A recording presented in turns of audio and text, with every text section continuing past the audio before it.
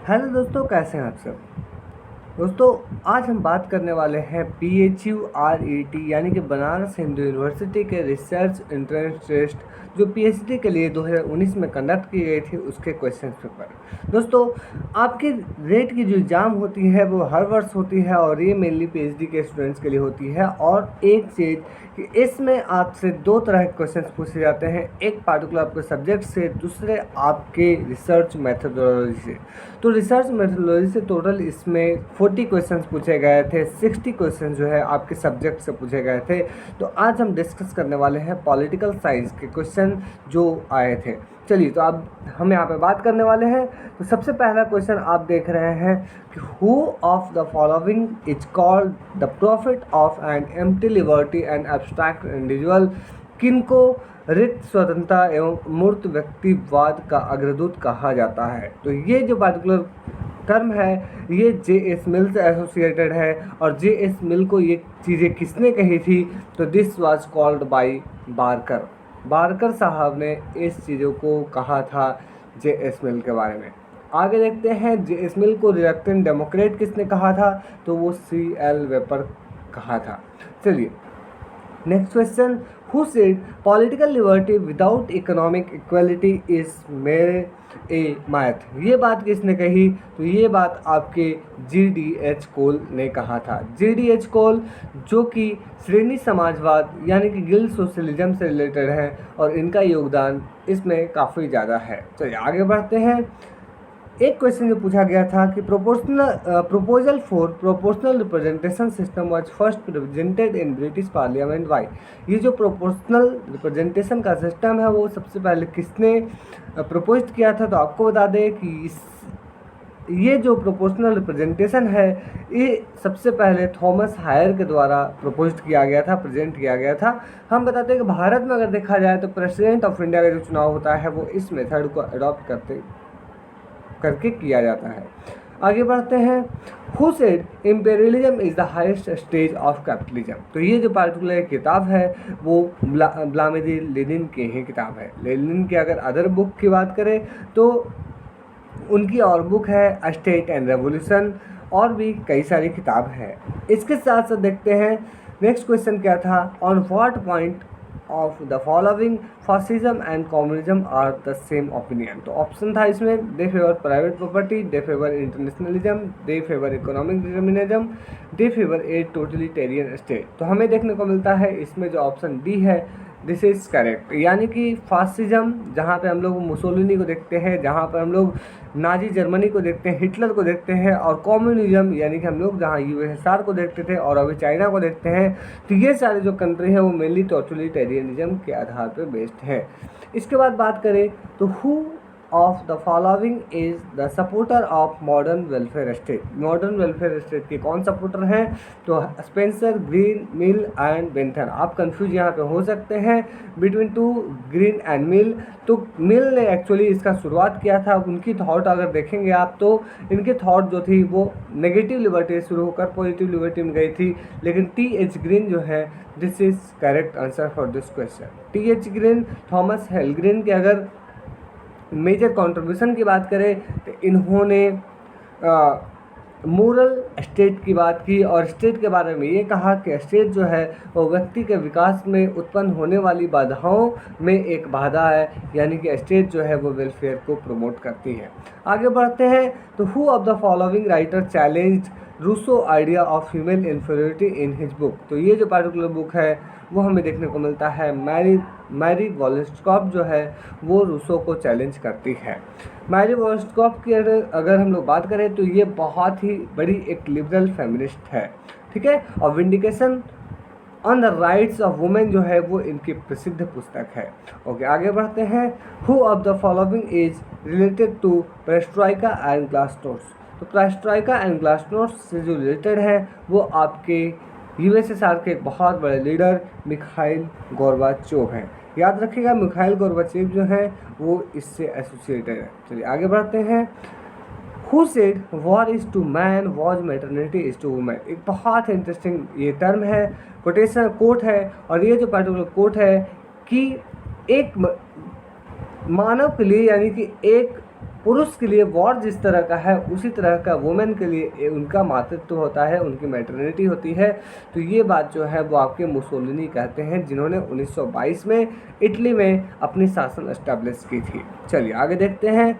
Who of the following called father of Indian unrest? तो father of Indian unrest जो है वो बाल गंगाधर तिलक को कहा जाता है। चलिए एक बात कर लेते हैं, अगर आप यूजीसी नेट की प्रिपरेशन कर रहे हैं, इसके साथ साथ आप अदर पॉलिटिकल साइंस की प्रिपरेशन कर रहे हैं, तो आप हमारे एक टेलीग्राम पेड ग्रुप को ज्वाइन करना ना भूलें। उसका प्राइस मैंने काफ़ी नॉमिनल रखा है, जो है सिर्फ 99 रुपीज़, और इसकी मेंबरशिप आपको लाइफ टाइम के लिए प्रोवाइड किया जाता है। अब बात आता है कि वाई मेंबरशिप, क्यों मेंबरशिप लिया जाए? क्योंकि आपको इसके मेंबरशिप लेने से आपको कई सारे लाइव क्लासेस मिलती है, आपको अनलिमिटेड क्विजेज मिलती है, एवं इसकी जो वैलिडिटी है वो है लाइफ टाइम, यानी कि आप जब तक सीखते रहेंगे तब तक आप इसमें बने रहेंगे, उसमें आपको कोई भी रोकने वाला नहीं है। चलिए आगे बढ़ते हैं कुछ और क्वेश्चन के साथ। तो यहाँ पर हम देखते हैं which one of the following method was accepted by the behaviourist as correct? तो हमें देखने को मिलता है बिहेवियरिस्ट जो है वो साइंटिफिक अप्रोच को आगे बढ़ाने की कोशिश करते हैं। बिहेवियरिस्ट की बात करें तो चार्ल्स मैरियम जो है वो बहुत बड़े एक बिहेवियरिस्ट थिंकर देखने को मिलते हैं। Who of the following is a reluctant Democrat? देखिए आइए क्या question, reluctant Democrat C.L. Vapour ने किसको कहा था? मैंने अभी डिस्कस किया था, J.S. मिल को। आगे बढ़ते हैं। इन parliamentary form of government the executive is responsible for the functions and policy towards.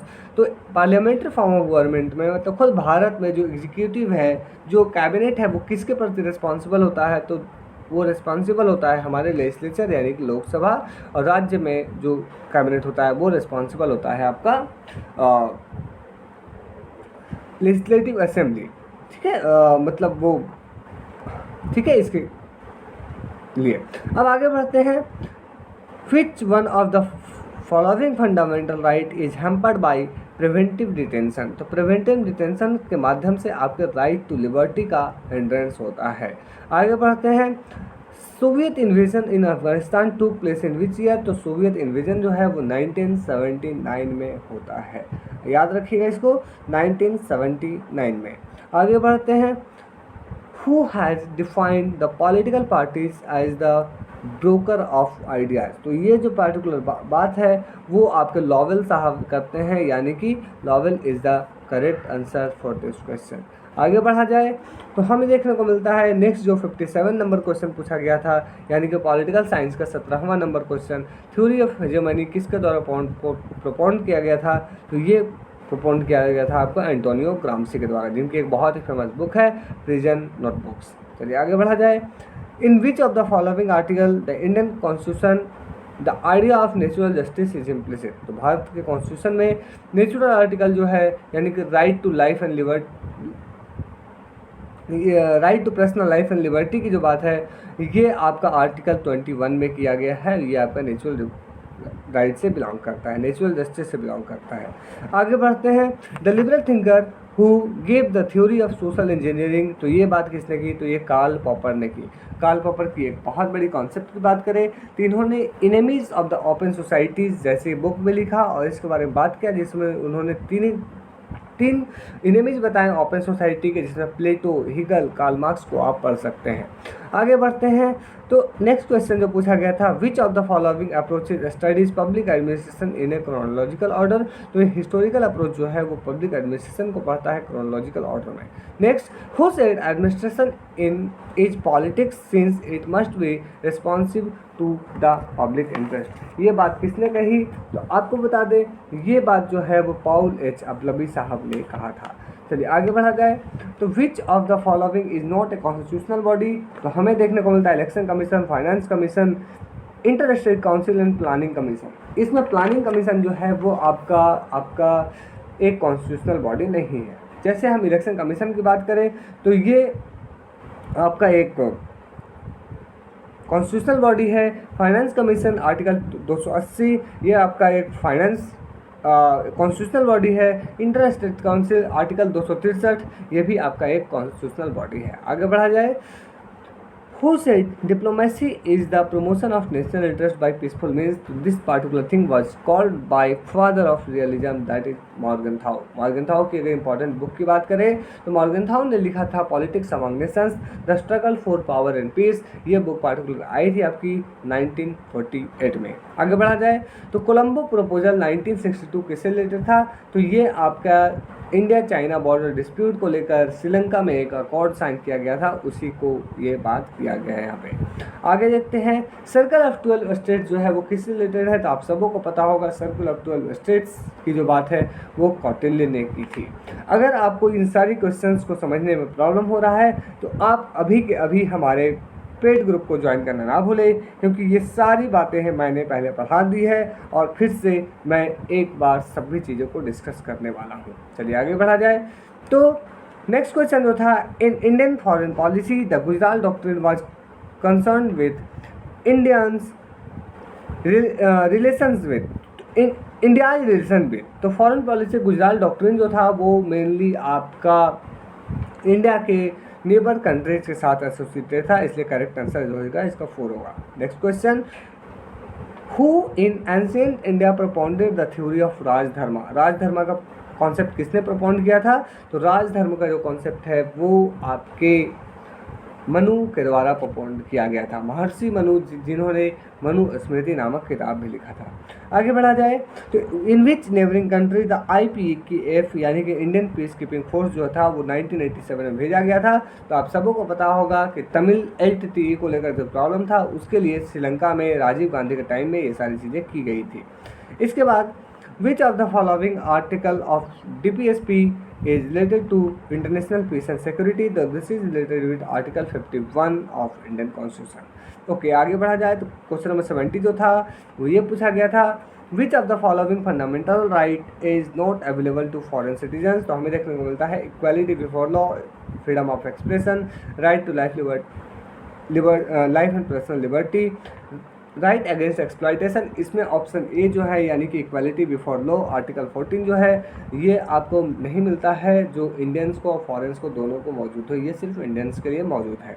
Okay next question number 71, the main functions of the civil servant is to. क्या वो चुनाव में भाग लेते हैं, क्या वो कानून बनाते हैं, क्या वो कानून लागू करते हैं, क्या वो शासक वर्ग का हित साधन करते हैं। तो आप सबों को पता होगा जितने भी SP DSP जितने भी DGP ये सब लोग होते हैं वो कानून को लागू करने की काम करते हैं, इसलिए करेक्ट आंसर 3 होगा। आगे बढ़ा जाए, विच one of the following is not determinant factor of foreign policy. तो फॉरेन पॉलिसी में इनमें से कौन सा डिटर्मिनेंट फैक्टर नहीं है, तो इसमें देखने को मिलता है कि आपका national interest, national security, national power और interest of the ruling class. तो ऑप्शन 4 जो है वो किसी भी कंट्री का फॉरेन पॉलिसी को डिटरमाइन नहीं करता है। आगे बढ़ा जाए, who one of the following regarded Plato as the enemy of open society. तो मैंने अभी बात किया था, देखिए कार्ल पॉपर से 3 क्वेश्चन आए हैं। एक और बात आपसे बता दें कि थ्योरी ऑफ फॉल्सिफिकेशन की बात हो तो थ्योरी ऑफ फॉल्सिफिकेशन का जो कॉन्सेप्ट है जो है वो भी कार्ल पॉपर से रिलेटेड है। आगे बढ़ा जाए तो हमें देखने को मिलता है, which one of the following is not correctly matched, Plato, Aristotle, Hegel और फिर कार्ल मार्क्स। तो हमें देखने को मिलता है कि जो इंडक्टिव मेथड है वो आप एरिस्टोटल यूज करते हैं, डायलेक्टिक आइडियलिज्म का जो आइडिया है वो हिगल से रिलेटेड है, डायलेक्टिक मेटेरियलिज्म का जो आइडिया है वो आपका यूज करते हैं कार्ल मार्क्स।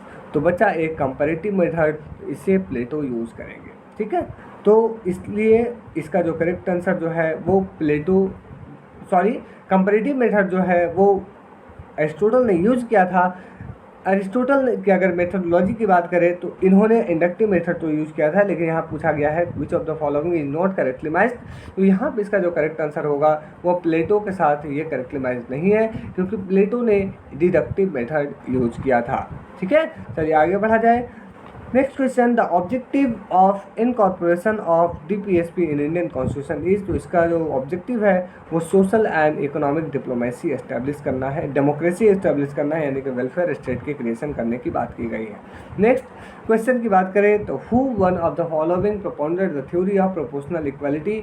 तो इसकी जो बात थी वो आपके एरिस्टोटल साहब ने किया था। एरिस्टोटल जिनको हम लोग फादर ऑफ पॉलिटिक्स कहते हैं, फादर ऑफ कंपैरेटिव पॉलिटिक्स कहते हैं, इनके साथ साथ इनको और भी कई सारी किताबों से जाना जाता है, जैसे कि पॉलिटिक्स, रेटोरिक, ये सारी जो किताब है वो इनके हैं। नेक्स्ट क्वेश्चन जो पूछा गया था, SAFTA is related to, SAFTA जो है वो आपके सार्क की एक फ्री ट्रेड एग्रीमेंट है।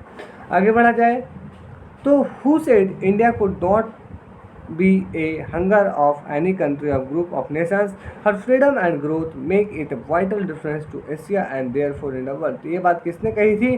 तो ये बात आपके Jawaharlal Nehru, the first foreign minister of India, the first prime minister of India ने ये बात कही थी, जवाहरलाल नेहरू। इसके बाद आगे बढ़ा जाए तो विच one of the following is not correctly matched, आपको बताना था आर्टिकल 54, 60 और 65 और 74। तो 65 आर्टिकल जो है election of vice president, this is not correctly matched, इसको आप एक बार चेक कर लीजिएगा अच्छे से। अर्थ समिट 2002 में जो थी वो कहाँ हुई थी? तो ये आपके जोहान्सबर्ग में हुई थी, इसलिए इसका नाम जोहान्सबर्ग समिट भी कहा जाता है। आगे बढ़ा जाए तो हमें देखने को मिलता है which is largest committee of Indian parliament. तो लार्जेस्ट कमेटी जो है वो आपका एस्टिमेट कमेटी है, जिसमें टोटल मेंबर्स की संख्या जो होती है वो लगभग 30 होती है। आगे बढ़ा जाए, which of the following fundamental right has been deleted from our constitution. तो राइट टू प्रॉपर्टी, यानी कि राइट टू प्रॉपर्टी जो था वो अभी डिलीट कर दिया गया है और इसको आर्टिकल 300A में रखा गया है लीगल राइट को बनाकर। ओके, नेक्स्ट क्वेश्चन जो पूछा गया था, in India which of the following debars a government servant from being a member of any political organization. तो हमें देखने को मिलता है इसमें सिविल सर्विस रूल जो है 1966, ये इसमें इंपॉर्टेंट रोल प्ले करता है। Next, which among the following Indian universities for the first time included a full paper on public administration। तो इसमें जो है आपका लखनऊ यूनिवर्सिटी में सबसे पहले पब्लिक एडमिनिस्ट्रेशन का डिपार्टमेंट खोला गया, सबसे पहले इसमें पढ़ाई इंडिपेंडेंटली रूप से शुरू करवाई गई, इसलिए करेक्ट आंसर जो होगा वो आपका ऑप्शन नंबर 4 होगा। ओके, उम्मीद है आपको सारी चीज़ समझ में आ रही है। अब आगे कुछ क्वेश्चन और बचे हुए, इसको जल्दी से डिस्कस करते हैं और फिर लास्ट में समझेंगे strategy to discuss all the thing, strategy to make you ready, आपको कैसे तैयार होना है इसके लिए। The socialist state emphasis on, socialist state जो है वो इकोनॉमिक रिफॉर्म्स की बात करता है, इसलिए करेक्ट आंसर जो होगा वो बी होगा। Next, which of the following is mainly related to Panchayati Raj in tribal areas. तो दिलीप सिंह भुरिया कमेटी जो है वो इससे रिलेटेड है। कुछ और committees, Dumar Lal Baitha committee, Sadiq Ali committee, पिंगन थुंगन कमेटी, ये सारी कमेटी जो है पंचायती राज से रिलेटेड है, लेकिन ट्राइबल एरियाज के लिए दिलीप सिंह भुरिया कमेटी इसमें बात करती है। Next, which of the following movement is not related to M K Gandhi. M K Gandhi जो है वो खिलाफत में भाग लिए थे, इंडिविजुअल सत्याग्रह में भाग लिए थे। फर्स्ट इंडिविजुअल सत्याग्रहिस्ट कौन थे, आप जरूर कमेंट में हमें करके बताइएगा, ठीक है। देखते हैं कौन लोग इसका करेक्ट आंसर दे पाते हैं। Okay, quit India movement 1942, this was also a movement of your M K Gandhi. Then स्वदेशी मूवमेंट जो है ये आपके गांधी से रिलेटेड नहीं है, दिस इज रिलेटेड टू बाल गंगाधर तिलक। ओके, आगे बढ़ा जाए तो next question, which who one of the following is not a member of G8। तो G8 का जो मेंबर है वो चाइना नहीं है, याद रखिएगा, हालांकि अभी ये बन के G7 हो चुका है। Okay, next, who said the happiness of the king lies in happiness of the people. तो ये तो आपके भारत के एक बोल सकते हैं राजनीतिक गुरु जो कौटिल्य हैं, उन्होंने ये बात कही है। आगे बढ़ा जाए, who of the following is intellectual father of new liberal capitalism. तो F.A. हैक, फ्रेडरिक हैक जो है वो इसकी बात करते हैं, उन्हें कहा जाता है intellectual father of new liberalism, new capitalism. आगे बढ़ा जाए तो which of the following reports legitimize the supremacy of Indian civil service. तो इसमें जो रिपोर्ट जो आपकी मैकॉले रिपोर्ट आई थी वो इसमें supremacy of civil service, Indian civil service की बात करती है। आगे बढ़ा जाए, which of the following is not, which of one of the following does not belongs to Marx. तो working man have no country, बिल्कुल उन्होंने कहा था। The state is march of God, ये जो बात है वो हिगल ने कही थी, इसलिए ये आपका प्लेटो आपका कार्ल मार्क्स से एसोसिएट नहीं है। Next, the state will wither away, वो स्टेट की खत्म करने की बात करते हैं। The state is a tool of exploitation, this is also related to your father of scientific socialism, that is Karl Marx. आगे बढ़ा जाए तो नेक्स्ट क्वेश्चन आया था, give the chronology of the publication of the following books. Political man, political elite, theory and practice of modern government और theory comparative politics ए developmental approach. जो आप इसको अरेंज कीजिएगा तो आपको ऑप्शन 3 करेक्ट देखने को मिलेगा। चलिए आगे देखते हैं, who has written the book calculus of consent. तो कैलकुलस ऑफ कंसेंट जो बुक है वो आपके जेम्स एम बुचनान लिखते हैं। याद रखिएगा, I am repeating again, calculus of consent जो है वो आपके जेम्स एन बुचनान लिखते हैं। आगे बढ़ा जाए, which part of Mahabharata is related to principles of government, तो उसमें शांति पर्व है जिसमें भीष्म पितामह आपके युधिष्ठिर को क्या करते हैं, एक संदेश देते हैं, एक उनको एडवाइस करते हैं, उसी को हम लोग शांति पर्व कहते हैं। Next question number 96, which of the following is not a part of the American constitution system, तो पॉकेट वीटो हो गया, कलेक्टिव रिस्पॉन्सिबिलिटी हो गया, सेनेटरी कॉर्टसी हो गया या फिलिबस्टरिंग हो गया। इसमें कलेक्टिव रिस्पॉन्सिबिलिटी जो है वो नहीं है, क्योंकि अमेरिका में आपकी पार्लियामेंट्री डेमोक्रेसी नहीं है, वहाँ पे आपकी प्रेसिडेंशियल फॉर्म ऑफ डेमोक्रेसी है। ओके, इसके बाद क्वेश्चन नंबर 97 है, यहाँ पे आपका which of the following is not related to electoral reforms in India, तो इसमें आपका संथनम कमेटी जो है वो आपके इलेक्टोरल रिफॉर्म्स से रिलेटेड नहीं है, याद रखिएगा। चलिए आगे बढ़ा जाए, क्वेश्चन नंबर 98 इसमें पूछा गया था the demand of new international economic order is related to, तो ये आपका अल्जियर समिट, यानी कि नाम का जो अल्जियर समिट हुआ था उससे रिलेटेड है। नेक्स्ट क्वेश्चन नंबर जो है 100, यानी कि इसका लास्ट क्वेश्चन वो ये पूछा गया था, इन विच ईयर व्हिटले काउंसिल एस्टेब्लिश, तो व्हिटले काउंसिल जो है वो है 1917 में ये काउंसिल एस्टेब्लिश हुई थी। Next question, with the approval of, अच्छा क्वेश्चन बचा है, और with the approval of the parliament and emergency under article 352 can outline in the country for, अगर उसकी अप्रूवल पार्लियामेंट से हो जाती है तो वो इनफाइनाइट पीरियड तक लागू रह सकती है।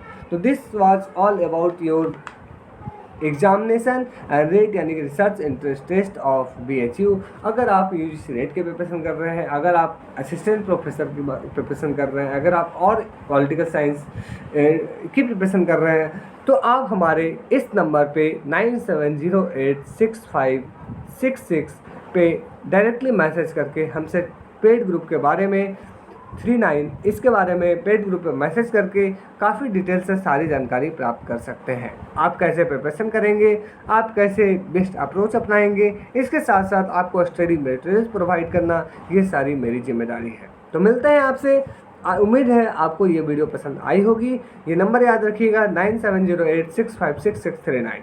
मिलते हैं आपसे नेक्स्ट वीडियो में, तब तक के लिए धन्यवाद। जय हिंद।